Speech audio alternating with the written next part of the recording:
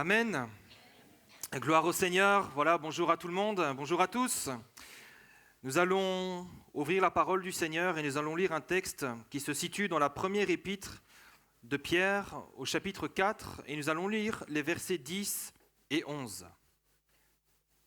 Donc, première épître de Pierre, chapitre 4, et nous allons lire les versets 10 et 11.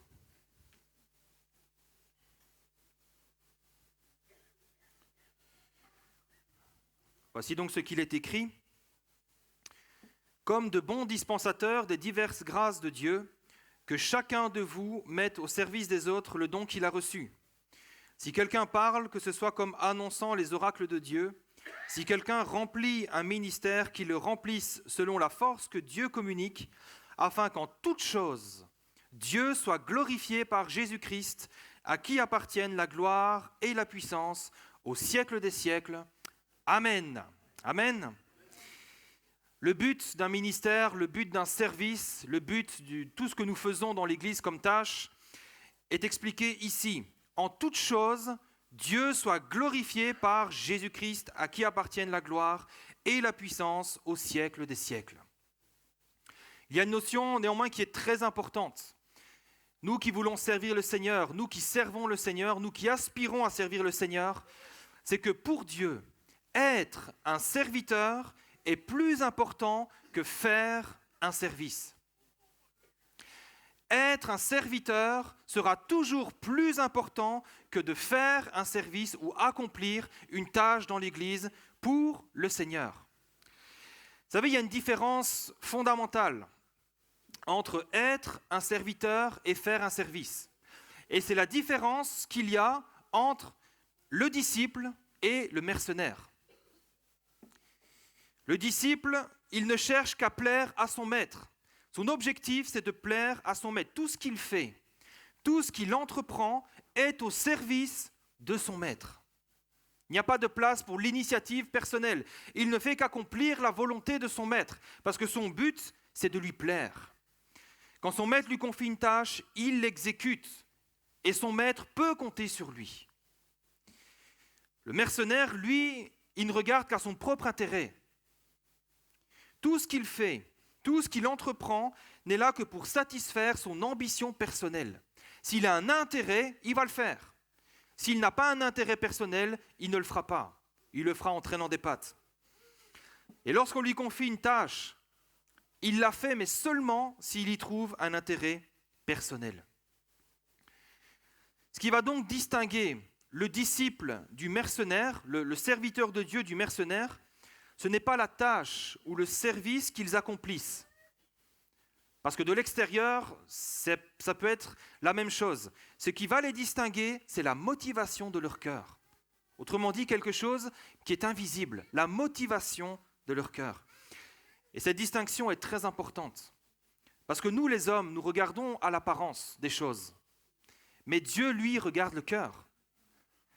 Dieu, les apparences, il s'en fiche un peu des apparences. Ce qui compte pour lui, c'est le cœur, la motivation de notre cœur. Et ce qui va nous qualifier en tant que serviteurs de Dieu, serviteurs authentiques de l'Éternel, ce n'est pas notre activité, ce n'est pas le nombre de nos activités, ce n'est pas notre titre, mais ça va être notre cœur, notre attitude, notre caractère et le fruit que nous allons produire.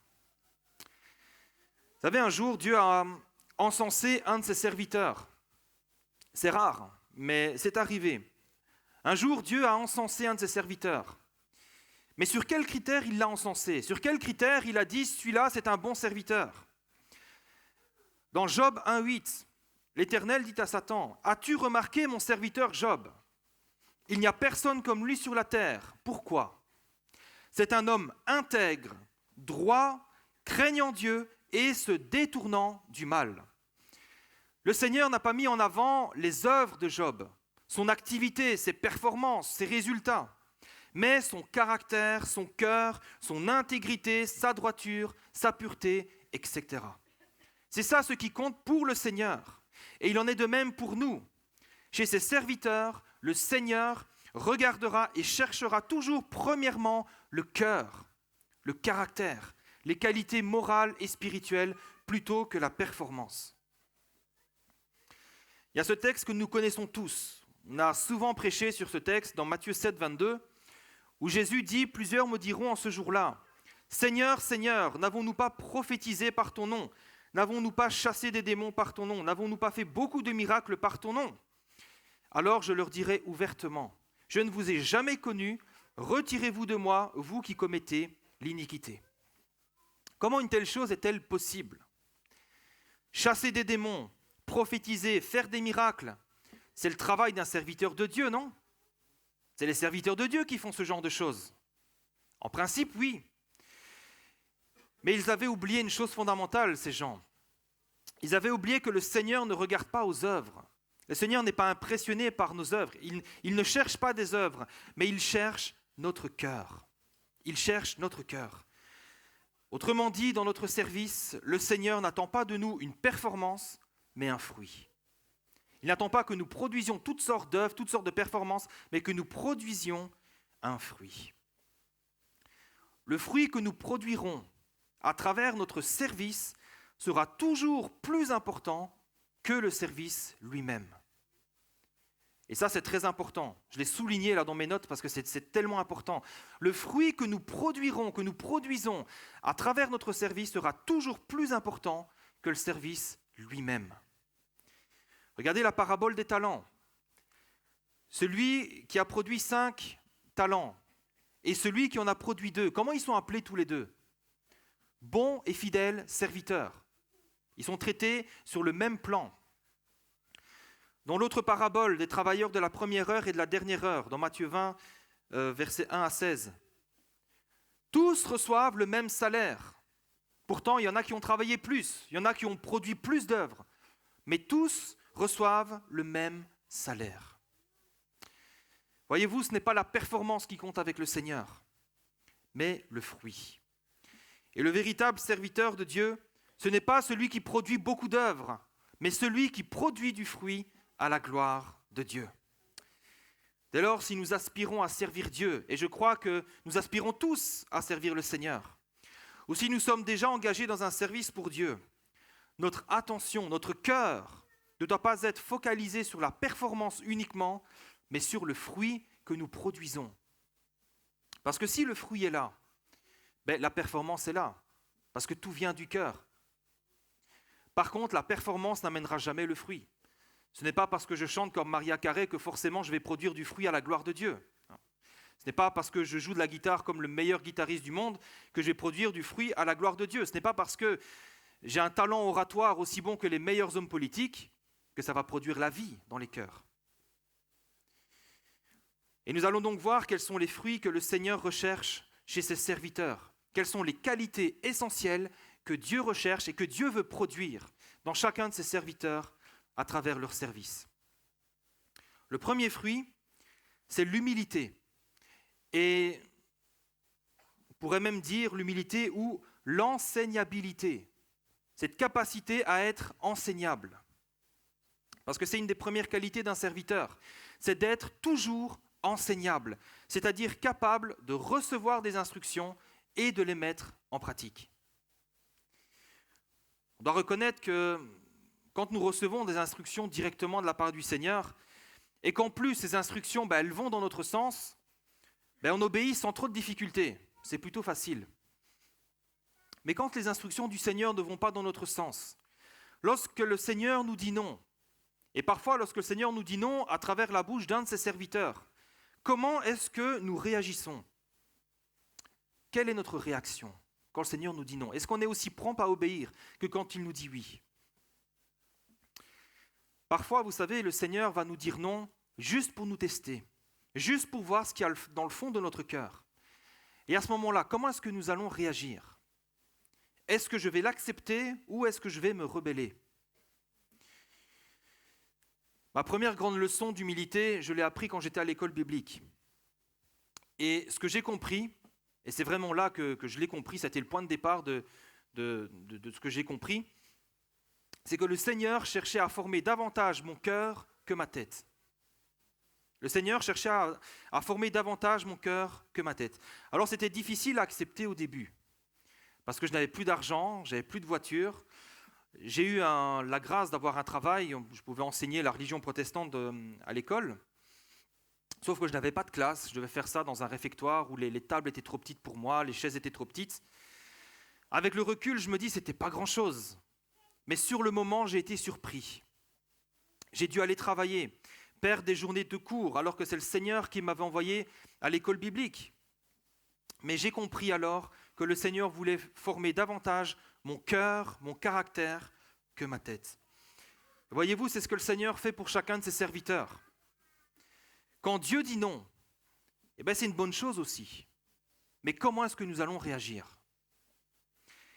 Et vous savez, c'est très important ça, parce que nos réactions en disent énormément sur ce que nous sommes et où nous en sommes et des progrès que nous avons à faire. Nos réactions témoignent de ce que nous sommes, de où nous en sommes. Et c'est pour cela aussi que Dieu sonde nos cœurs. Être serviteur de Dieu passera donc obligatoirement toujours par le chemin de l'humilité. C'est inévitable. Jésus, le serviteur de Dieu par excellence, est passé par le chemin de l'humilité. Dans Philippiens 2,6, il est dit, existant en forme de Dieu, il n'a pas regardé son égalité avec Dieu comme une proie à arracher, mais il s'est dépouillé lui-même, en prenant une forme de serviteur, en devenant semblable aux hommes, et il apparut comme un vrai homme. Il s'est humilié lui-même, se rendant obéissant jusqu'à la mort, même jusqu'à la mort de la croix. Vous savez, c'était au point même où Jésus, dans le jardin de Gethsémanée, il ne voulait même plus aller sur la croix. C'était trop difficile, trop dur. Mais l'humilité l'a poussé à dire, et on connaît tous ce que Jésus a dit, non pas ce que je veux, mais ce que tu veux. Et on a peut-être là une des plus belles définitions de l'humilité qui caractérise le serviteur de Dieu. Non pas ce que je veux, Seigneur, mais ce que tu veux. Même si c'est difficile, même si c'est pénible, même si je n'ai pas envie, pas ce que je veux, mais ce que tu veux. L'humilité qui caractérise donc le véritable serviteur de Dieu, c'est d'être toujours capable d'accepter la seigneurie et la souveraineté de Dieu dans notre vie. Et dans chaque aspect de notre vie, dans chaque aspect de notre ministère. Est-ce que le Seigneur a un droit de regard ? Est-ce que le Seigneur a le droit de dire non ? Est-ce que le Seigneur a le droit de dire oui ? Est-ce que le Seigneur a le droit de dire pas maintenant, pas encore, pas ceci ou pas cela ? Est-ce que le Seigneur a ce droit dans ta vie ? 1 Samuel 15, 22 nous rappelle que devant Dieu, l'obéissance vaut mieux que les sacrifices. Peut-être que tu fais beaucoup de sacrifices pour Dieu, mais le Seigneur ne demande pas ça. Il demande avant toute chose l'obéissance. Alors comment sait-on maintenant que Dieu dit oui ou que Dieu dit non ? Il y a tellement de choses à dire à ce sujet que ça serait l'objet d'une autre prédication, mais on va donner juste quelques indices. Premièrement, quand Dieu dit oui, il y a la paix. Il y a la paix. Si tu n'es pas en paix face à une décision, prie encore et cherche la face du Seigneur. Parce que quand Dieu dit oui, il y a toujours la paix. Et ensuite, Dieu ouvre des portes que lui seul est capable d'ouvrir. Et Dieu ferme des portes que lui seul est capable de fermer. Dans Actes 16, versets 6 à 10, l'apôtre Paul et son équipe sont dans l'Asie pour prêcher. Et ils rendent ce témoignage. Ayant été empêchés par le Saint-Esprit d'annoncer la parole dans l'Asie, ils traversèrent la Phrygie et le pays de Galatie. Donc, on voit bien que là, c'est le Seigneur qui les empêche, le Saint-Esprit qui leur empêche. Donc, ils vont ailleurs. Ils arrivent près de la Mysie, ils se disposaient à entrer en Bithynie, mais l'Esprit de Jésus ne leur permit pas. Le Seigneur leur a dit non. Ils franchirent alors la Mysie et descendirent à Troas. Pendant la nuit, Paul eut une vision, un Macédonien qui lui apparut. Il lui fit cette prière, passe en Macédoine et secours-nous. Après cette vision de Paul, nous cherchâmes aussitôt à nous rendre en Macédoine, concluant que le Seigneur nous appelait à y annoncer la bonne nouvelle. Ils ont été empêchés et ils se sont soumis. De véritables serviteurs de Dieu qui savent se soumettre à la volonté de Dieu, même quand Dieu dit non. Ils auraient pu contester, ils auraient pu dire « Seigneur, nous avons reçu cet appel et ce ministère d'évangélisation. Pourquoi une telle décision ?» Non, ils ont simplement accepté que le Seigneur leur a dit non. Le Seigneur ouvre des portes que lui seul peut ouvrir et il est capable aussi de fermer des portes que lui seul peut fermer. Vous savez, j'ai connu un gars qui avait une opportunité pour travailler extraordinaire. Ce garçon avait le diplôme qu'il fallait. Ce garçon avait l'expérience qu'il fallait. Il correspondait en tout point au job pour lequel il avait postulé. Et il avait aussi les bons appuis, les bons pistons. Il connaissait les bons directeurs. Et sur son CV, il y avait des remarques qui disaient « ce gars-là, il faut que tu le prennes », pour celui qui faisait l'entretien avec lui. Sur le papier, c'est sûr et certain, ce travail pour lequel il avait postulé était pour lui. C'était évident. Ça ne pouvait pas être autrement. Mais pourtant, cet homme-là, ce garçon-là, a fait quand même une prière. Il a dit « Seigneur, si vraiment tu ne veux pas que j'ai ce travail, eh bien alors ferme la porte. » Il savait que sur le papier, c'était sûr et certain, que c'était évident, il n'avait aucun doute là-dessus, mais il a dit « Seigneur, malgré tout, si ce n'est pas ta volonté, bien ferme la porte, tout simplement. » Et vous savez quoi ? La porte a été fermée. Contre toute attente, la porte s'est fermée. Parce que Dieu est souverain. Et quand Dieu dit non, c'est non. Et le Seigneur est capable de fermer des portes que personne ne peut fermer. Mais quand Dieu ferme des portes, il en ouvre d'autres aussi. Alléluia. Dans tous les cas, l'humilité du véritable serviteur le poussera toujours à accepter le choix du Seigneur et à se soumettre aux décisions et aux directives divines, même si elles sont difficiles à accepter ou incompréhensibles à notre niveau. Et c'est cette humilité-là qui fait de nous de véritables serviteurs de Dieu. L'humilité caractéristique du serviteur, c'est aussi laisser Dieu agir en son temps, ne pas forcer les choses, ne pas jouer des coudes. On peut prendre l'exemple de David. David avait été oint roi, vous êtes d'accord avec moi ? Samuel l'avait oint roi, de l'huile avait coulé sur sa tête. C'est-à-dire que David n'avait pas simplement reçu l'appel, il n'avait pas simplement un appel dans son cœur, mais il avait été oint roi. L'onction, c'est plus que l'appel. L'onction, là, dans l'Ancienne Alliance, c'était la consécration au service auquel le Seigneur l'avait appelé. Il avait été appelé, mais il avait été aussi consacré à ce service. David avait été reconnu et consacré roi d'Israël à la place de Saül. Est-ce que pour autant, David, l'homme selon le cœur de Dieu, a réclamé le trône comme une proie à arracher ? Bien sûr que non. Cet homme, selon le cœur de Dieu, a attendu 13 ans. 13 années pendant lesquelles il a renoncé à prendre le trône de sa propre initiative. Même à un moment, il est dans une grotte, Saül est là, il a son épée, il suffit d'un coup d'épée, on n'en parle plus, il est sur le trône. Non. Il a préféré laisser Dieu agir et le placer sur le trône. Il était pourtant légitime. Il n'avait pas qu'un appel, il avait reçu aussi l'onction.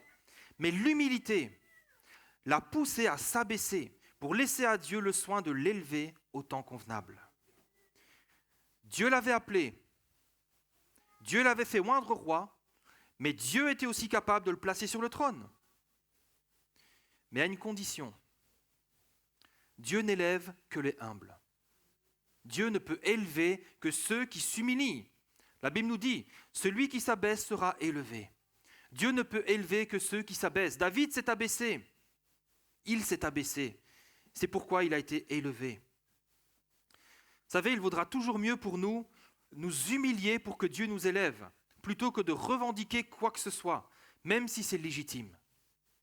Même si tu as reçu un appel, même si c'est confirmé, reste dans l'humilité. Parce qu'il vaudra toujours mieux que ce soit l'Éternel qui t'élève, plutôt que toi-même ou d'autres. Pourquoi ? Vous savez, si ce sont les hommes qui nous élèvent, demain, ces mêmes hommes seront en capacité de nous mettre à terre. Si c'est les hommes qui t'élèvent, qu'est-ce qui va empêcher ces mêmes hommes de te mettre à terre ? Si c'est toi-même qui t'élèves, crois-moi, tôt ou tard, tu chuteras. Tu ne tiendras pas, tu ne passeras pas le feu de l'épreuve, si c'est toi-même qui t'élèves. Mais si c'est Dieu qui nous élève, si c'est la main de Dieu qui nous élève, qui pourra nous mettre à terre ? Qui est plus grand que le Seigneur pour nous mettre à terre en disant « tu n'es pas à ta place » ? Qui pourra s'élever au-dessus de l'Éternel ? Dans Romains 14, 4, il est dit « Qui es-tu, toi qui juges un serviteur d'autrui ? S'il se tient debout, s'il tombe, cela regarde son maître. Mais il tiendra debout, car le Seigneur a le pouvoir de l'affermir. Si c'est Dieu qui nous établit, si c'est le Seigneur qui t'établit, il t'affermira aussi. Et qui pourra te destituer? Qui? La crainte de l'Éternel enseigne la sagesse, et l'humilité précède la gloire. Mais un peu plus loin, Proverbe 16-18, l'arrogance précède la ruine, et l'orgueil précède la chute. Deuxième fruit, c'est la fidélité. La fidélité, c'est quoi? C'est être fiable, être digne de confiance, être quelqu'un sur qui on peut compter. Et la fidélité, c'est une qualité qui est essentielle du véritable serviteur de Dieu. La fidélité, la fiabilité. Dans 1 Corinthiens 4, verset 1, il est dit ainsi qu'on nous regarde comme des serviteurs de Christ. L'apôtre Paul qui parle, qu'on nous regarde comme des serviteurs de Christ et des dispensateurs des mystères de Dieu. Du reste, ce qu'on demande des dispensateurs, c'est quoi? C'est que chacun soit trouvé fidèle. Que chacun soit trouvé fidèle. Et là encore, on le voit bien. Ce qu'on demande ici des serviteurs, on ne parle pas de compétences, on ne parle pas de capacité, mais on parle du caractère, du fruit, la fidélité. Comme nous l'avons vu dans la parabole des talents, le maître distribue ses talents, les serviteurs les font valoir, puis le maître revient. Mais quelle est la qualité qu'il va louer chez ses serviteurs? Bon et fidèle serviteur, la fidélité. Il leur dira, tu as été fidèle en peu de choses, je te confierai beaucoup. C'est la fidélité qui est louée ici. Le Seigneur ne va pas donc louer leur productivité, leur compétence, leur habileté, mais leur fidélité, c'est-à-dire la motivation de leur cœur. Qu'est-ce qui les a motivés, qu'est-ce qui les a poussés à faire valoir ces talents? Leur attachement à leur maître. Ils étaient attachés à leur maître. L'exemple par excellence, encore une fois ici, le serviteur par excellence, c'est Jésus. Et il est dit dans Hébreux 3.1, « Considérez l'apôtre et le souverain sacrificateur de la foi que nous professons, c'est-à-dire Jésus, qui a été fidèle à celui qui l'a établi, comme le fut Moïse dans toute sa maison. » Jésus a été fidèle à celui qui l'a établi. Nous-mêmes, en tant que serviteurs, servantes de Dieu, il nous faut être fidèles, fermement attachés au Seigneur qui nous a établis. Notre fidélité doit être avant tout vis-à-vis du Seigneur. Dans le service que nous accomplissons alors, est-ce que nous sommes des personnes fiables ou est-ce que nous sommes plutôt négligents? Le Seigneur cherche avant tout des hommes et des femmes fidèles pour le servir. Et vous savez, parfois on se demande, on se dit, mais pourquoi est-ce que je ne progresse pas dans mon ministère? Pourquoi je ne progresse pas dans mon service? Pourquoi? Une des questions à se poser, je ne dis pas que c'est la seule, mais une des questions à se poser, c'est est-ce que je suis fidèle? Est-ce que je suis fiable? Est-ce qu'on peut compter sur moi? Est-ce que je suis attaché de tout mon cœur au Seigneur? Ou encore, lorsqu'on me fait une remarque sur mon manque de sérieux ou sur mes manquements à mes engagements, comment est-ce que je prends la chose? Quand on me dit là ça ne va pas, là tu devrais être plus sérieux, là on devrait compter davantage sur toi, comment est-ce que je prends la chose? Est-ce que je la prends avec humilité, c'est-à-dire en me remettant en question, en me disant peut-être que le frère ou la sœur qui me dit ça a raison, ou avec arrogance, en me disant de toute façon, ce qu'il pense de moi, je m'en fiche. Voilà. Moi, je fais les choses pour Dieu. Ce que les autres pensent de moi, je m'en fiche. Encore une fois, ici, je ne vise personne. D'accord? Je ne vise absolument personne. Parce que nous avons tous et toutes des progrès à faire dans ce domaine et nous n'aurons jamais fini d'en faire. Vous savez, devant la parole de Dieu, nous sommes tous égaux. Nous sommes tous égaux. La parole de Dieu ne fait exception de personne. Elle juge tous les cœurs de manière égale. Et quand la parole de Dieu nous juge ou nous reprend, ce n'est jamais pour nous accabler, mais toujours pour nous relever. Toujours. Si nous avons manqué de fidélité dans quelque domaine que ce soit, il faut qu'on se ressaisisse. Il faut qu'on se ressaisisse. Quel que soit notre appel, le Seigneur testera toujours notre fidélité en commençant par des petites choses. Toujours. Dans Luc 16, verset 10, la version du Semeur nous dit que si quelqu'un est fidèle dans les petites choses, on peut aussi lui faire confiance pour ce qui est important. Mais celui qui n'est pas fidèle dans les petites choses ne l'est pas non plus pour ce qui est important. C'est pour cette raison-là que pour un serviteur de Dieu, quelqu'un qui aspire à servir, il sera toujours normal de commencer par les petites choses. Toujours. Quelle que soit la grandeur de ton appel, il sera toujours normal de commencer par des petites choses. Comme pour la parabole des talents. Tu as été fidèle en peu de choses, je te confierai beaucoup. Et ça démontre ici toute l'importance de la fidélité. Dieu ne peut se servir que d'hommes et de femmes fidèles, en commençant par les petites choses. Et c'est pourquoi nous ne devons pas, et nous ne devons même jamais mépriser le jour des faibles commencements. Certains méprisaient les jours des faibles commencements, les petites œuvres, les petites choses. Ils les méprisaient en disant c'est pas à la hauteur de mon appel, c'est pas à la hauteur de mon talent. Nous ne devons pas mépriser ces choses, parce que toutes les grandes œuvres ont commencé par un petit début. Toutes les grandes œuvres ont commencé par un petit début. Tous les grands ministères ont commencé par des tâches humbles. Regardez la Pentecôte. Qu'est-ce qui a donné naissance? Comment a commencé ce grand mouvement de Pentecôte? 120 personnes qui persévéraient dans une chambre haute. 120 personnes qui persévéraient dans la prière, qui priaient et qui attendaient fidèlement la promesse. Il n'y a pas eu d'agitation, il n'y a pas eu de... Non, ils priaient simplement et ils attendaient, ils persévéraient dans ce que le Seigneur leur avait promis. Ce qui compte, ce n'est pas de faire de grandes choses pour Dieu, mais c'est la fidélité dans ce que Dieu nous a confié. La fidélité dans ce que le Seigneur nous demande de faire. Parce que celui qui est fidèle dans les moindres choses le sera aussi dans les grandes. Et celui qui est injuste dans les moindres choses le sera aussi dans les grandes. Autrement dit, tout va se jouer dans les petites choses. Tout va se jouer dans les petits commencements. Alors c'est vrai que ce n'est pas facile parfois. On aspire à plus, et c'est très bien. Parce que le but des petites choses, des petits commencements, ce n'est pas d'en rester là, mais c'est de progresser. Mais pour cela, il faut la fidélité. Pour cela, nous devons produire le fruit de la fidélité. Parce que si nous sommes fidèles dans les petites choses, le Seigneur nous confiera ensuite les plus grandes. Regardez Joseph. L'appel que Joseph avait reçu, celui de régner sur ses frères. Mais malgré tout, malgré cet appel glorieux, il n'a pas tout de suite régné sur ses frères, il n'a pas tout de suite été premier ministre. Il a d'abord été gestionnaire de la maison de Potiphar. Et puis il a été gestionnaire d'une prison. Mais en son temps, après avoir montré l'humilité et la fidélité aux tâches que le Seigneur lui avait confiées, Dieu l'a élevé. Alléluia. La fidélité commence par les petites choses. Le troisième et le dernier fruit, c'est l'amour. En tout cas, le troisième et dernier fruit que nous allons voir aujourd'hui, c'est l'amour. Une des caractéristiques également essentielles du serviteur de Dieu, c'est son amour pour Dieu plus que pour son service. C'est d'être attaché à Dieu plus qu'à son service. Quel était le gros problème des pharisiens? C'est que les pharisiens aimaient leur position, leur connaissance, leur fonction, leur titre plus que Dieu. Ils aimaient leur service, leur fonction plus que Dieu. Et qu'est-ce que cela a produit?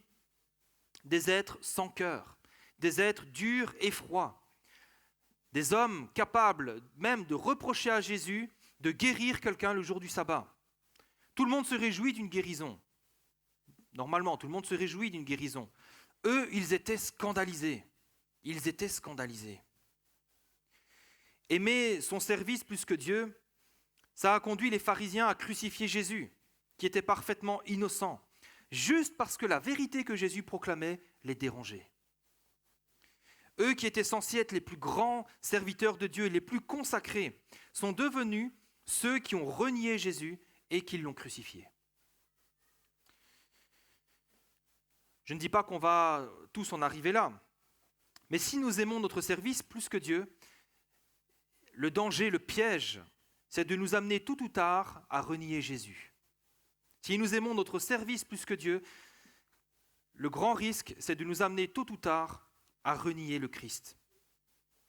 Vous savez, si on regarde autour de nous, et encore une fois, je dis ça sans vraiment juger personne, combien ont quitté les assemblées pour se consacrer au talent que Dieu leur avait donné pour le servir? On connaît des histoires comme ça. Et encore, quitter l'assemblée, ce n'est pas le pire. Le pire, c'est de quitter la foi, d'abandonner la foi, même si les deux sont liés. Le pire, c'est d'abandonner la foi. Et ce sont des choses déjà vues. Combien tellement attachés à leur service, plus qu'à Dieu, font des choses qu'on ne voit même pas dans le monde, pour garder leur service, pour avoir une place, toutes sortes de triches, de mensonges, de jeux politiques, etc. Vous savez, il y a une histoire, il y a une jeune fille un jour, elle voulait tellement servir le Seigneur, elle voulait chanter sur l'estrade. Mais pour chanter sur l'estrade, une chose qui était très bonne, c'était, on voulait voir les fruits. Et une des choses, c'était, il faut qu'on voit du fruit, il faut qu'on voit que tu as une vie spirituelle qui produit du fruit. Et cette jeune fille, qu'est-ce qu'elle a fait ? Elle a commencé à inventer des dons spirituels, pour se montrer spirituelle, pour faire comme si elle avait du fruit. Elle était plus attachée à son service qu'à Dieu. Et qu'est-ce qui s'est passé ? Le pasteur a été trompé. Le pasteur et les autres ont dit, oui, certainement, cette sœur produit du fruit. Certainement, elle peut aller chanter sur l'estrade. Sauf que ce n'était pas du vrai fruit. Et qu'est-ce qui s'est passé ? Quelque temps plus tard, il y a eu un scandale et tout s'est terminé pour elle. Nous ne devons pas oublier, frères et sœurs, que c'est Jésus qui bâtit son Église et que c'est lui aussi qui choisit et qui établit ses serviteurs. Jésus a dit, « Toute plante que n'a pas plantée mon Père céleste sera déracinée. » Toute plante que n'aura pas plantée mon Père céleste sera déracinée. Et ça doit nous remplir de crainte. Parce que si c'est une chose d'être destitué par des hommes, qu'est-ce que c'est que d'être destitué par Dieu ? C'est autre chose que d'être destitué par la main puissante de l'Éternel. Quel recours il te reste ? Notre motivation suprême pour servir le Seigneur doit être un amour inconditionnel et désintéressé pour le Seigneur. C'est ça qui doit motiver notre cœur. Vous savez, si nous sommes même performants dans notre service, mais si nous n'avons pas l'amour, nous ne servons pas Dieu et notre service est inutile, absolument inutile. C'est ce que l'apôtre Paul dit dans 1 Corinthiens chapitre 13, où il nous parle de l'amour comme d'un coefficient multiplicateur. En gros, ce qu'il dit, c'est que si tu n'as pas l'amour, c'est un peu comme si tout ce que tu fais est multiplié par 0. Et si vous avez des souvenirs de vos cours de maths, on sait que tout ce qui est multiplié par 0 donne 0. Même si vous multipliez des millions, des millions, des milliards et des milliards, tant que c'est multiplié par 0, le résultat sera toujours 0. Pour nous, c'est pareil. Tant que nous produisons des œuvres, des œuvres, des œuvres, des œuvres et des œuvres, sans l'amour, ça ne sert à rien. Et c'est ce que nous dit l'apôtre Paul. Quand je distribuerai tous mes biens pour la nourriture des pauvres, quand je livrerai même mon corps pour être brûlé, si je n'ai pas l'amour, cela ne me sert à rien. Je ne suis qu'un airain qui résonne. Peut-être un bel airain, peut-être un bon bruit, un joli bruit, mais ça ne produit que du bruit, que du vent, quelque chose d'inutile. Si je n'aime pas Dieu plus que mon service, si je ne fais pas les choses par amour pour Dieu et par amour pour mon prochain ou pour mes frères et sœurs, tout ce que je fais est vain et inutile. C'est du vent et du bruit. Comment savoir alors si j'aime véritablement le Seigneur plus que mon service ? Comment le savoir ? C'est très simple. Pose-toi la question. Posons-nous la question. Comment est-ce que je réagirais si demain on m'enlevait mon service ? Si demain, pour une raison X ou Y, sans que j'ai commis de péché ou autre, comment est-ce qu'on réagirait si on te dit demain, écoute, il serait mieux que pour un temps tu restes assis. Je ne te dis pas pourquoi, mais il vaut mieux. Comment est-ce qu'on réagirait ? Comment est-ce qu'on réagirait si quelqu'un de plus qualifié et de plus compétent que nous se mettait à servir dans le même domaine que nous ? Quelqu'un qui chante mieux, quelqu'un qui fait mieux de la musique, quelqu'un qui prêche mieux, quelqu'un qui enseigne mieux, quelqu'un qui balaye mieux la salle que toi, quelqu'un qui est plus populaire que toi, quelqu'un qui est plus aimé que toi. Comment est-ce que tu réagirais ? Comment réagirais-tu si tu es appelé, que tu veux servir, mais qu'on te dit « encore, attends » ? Comment est-ce que tu réagis ? Et ce sont des choses qui sont très révélatrices. Si nous aimons Dieu plus que notre service ou pas. Il y en a, vous savez, on leur dit « Attends ». Ils veulent servir le Seigneur, on leur dit « Attends ». Et qu'est-ce qu'ils font ? Ils partent. Ils vont dans des assemblées où là, on leur dit « Viens servir le Seigneur ». Ils aiment leur service plus que Dieu. Et aimer le service plus que Dieu, ça conduit systématiquement à la catastrophe. Comment savoir si je sers Dieu avec amour et dans l'amour de mes frères et sœurs ? En lisant le chapitre 13 d'1 Corinthiens, on le voit. L'amour produit nécessairement des choses dans nos cœurs, toutes sortes de patience. Il n'y a pas d'envie dans notre cœur, etc. Je vous encourage à lire le chapitre 13 d'1 Corinthiens. Ces fruits-là doivent se développer dans notre vie, dans notre ministère. Si véritablement nous servons Dieu avec amour et si nous servons nos frères et nos sœurs dans l'amour. Je vais conclure. Je pense que nous l'avons compris. Ce que Dieu veut à travers notre service, c'est d'abord et avant toute chose former notre caractère pour nous rendre semblables à Jésus. Acte 17, 25. Il nous est dit de Dieu qu'il n'est point servi par des mains humaines, comme s'il avait besoin de quoi que ce soit. Lui qui donne à tous la vie, la respiration et toutes choses. Le Seigneur n'est pas servi par des mains humaines comme s'il avait besoin de quoi que ce soit. Frères et sœurs, le Seigneur n'a pas besoin de nous. Le Seigneur n'a pas besoin de toi. Comme si on pouvait lui rendre service.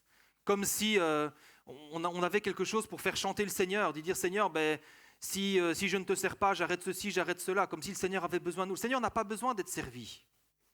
Mais par contre, il prend plaisir dans le fruit spirituel que nous produisons à travers notre service. Ce que Dieu attend de nos vies, de notre service, ce n'est pas une performance, ce n'est pas un chiffre, mais c'est notre fruit. C'est-à-dire que le caractère de Jésus soit formé en nous, à commencer par l'humilité. Jésus a dit « Je suis humble, doux et humble de cœur ». Ben oui, ce que le Seigneur veut, c'est que nous soyons nous aussi doux et humbles de cœur. Le caractère de Jésus formé en nous, c'est la fidélité. Jésus était fidèle à celui qu'il a établi. Et dans Hébreux 2, 17, il est dit qu'il a été fidèle dans le service de Dieu. Voilà ce que le Seigneur attend de nous. Et ensuite, l'amour. Jésus est le Dieu d'amour. Jésus a tout fait par amour. Être un serviteur de Dieu sera toujours plus important que de faire un service pour Dieu. Être sera toujours supérieur à faire. Ce que Dieu veut donc, c'est que nous produisions du fruit. Jean 15, verset 16, Jésus a dit « Ce n'est pas vous qui m'avez choisi, mais moi je vous ai choisi et je vous ai établi. » Pourquoi ? Pour que vous fassiez plein de choses ? Non. Pour que vous alliez et que vous portiez du fruit et que votre fruit demeure. Voilà pourquoi le Seigneur nous a choisis, voilà pourquoi il nous a établis, pour que nous portions du fruit et que notre fruit demeure. Les fruits que nous développerons à travers notre service pour Dieu auront pour but de glorifier le Seigneur en toutes choses. C'est comme cela que le Seigneur sera glorifié. Et j'ai même envie de dire, pour conclure, c'est l'essence même du service, non ? C'est l'essence même du service de ce que nous faisons pour le Seigneur. Glorifier Jésus. C'est pour ça que nous servons le Seigneur. C'est pour ça que nous nous levons tôt le matin pour prier. C'est pour ça que nous chantons, c'est pour ça que nous faisons de la musique, c'est pour ça que nous prêchons, c'est pour ça que nous faisons tout ce que nous faisons. C'est pour glorifier le Seigneur.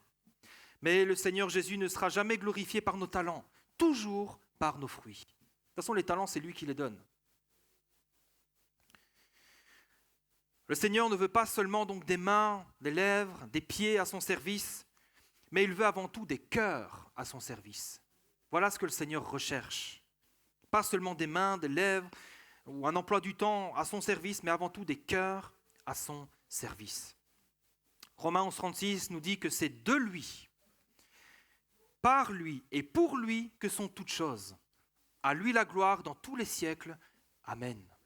C'est de lui, par lui et pour lui que sont toutes choses. Pas pour nous, pas par nous, pas de nous, mais de lui, par lui et pour lui. Tout ministère, tout service, toute tâche dans l'Église ou pour l'Église doit être centré sur Jésus et avoir pour objectif de glorifier le nom du Seigneur dans l'humilité ou la soumission, la fidélité et l'amour. tout ce qui est fait dans l'Église ou pour l'Église doit avoir pour seul but, pour seul objectif de glorifier le nom du Seigneur. Sinon, nous ne sommes pas des serviteurs, mais des mercenaires. Dieu ne nous utilise pas, mais nous utilisons le Seigneur. Nous utilisons l'Église pour atteindre nos propres objectifs. Ce qui est la définition donc du mercenaire. Frères et sœurs, ce matin, nous devons nous attacher davantage aux fruits plutôt qu'aux œuvres. Attachons-nous aux fruits que le Seigneur veut produire à travers nous, au caractère qu'il veut former en nous, plutôt qu'aux œuvres seules. Parce que les œuvres, elles périront de toute façon. Elles seront oubliées. Alors il vaut mieux nous amasser du fruit pour la vie éternelle et pour la gloire de notre Seigneur Jésus-Christ. Amen. C'est de lui, par lui et pour lui que sont toutes choses. À lui la gloire dans tous les siècles. Et nous pouvons dire tous ensemble, Amen. Gloire à Dieu.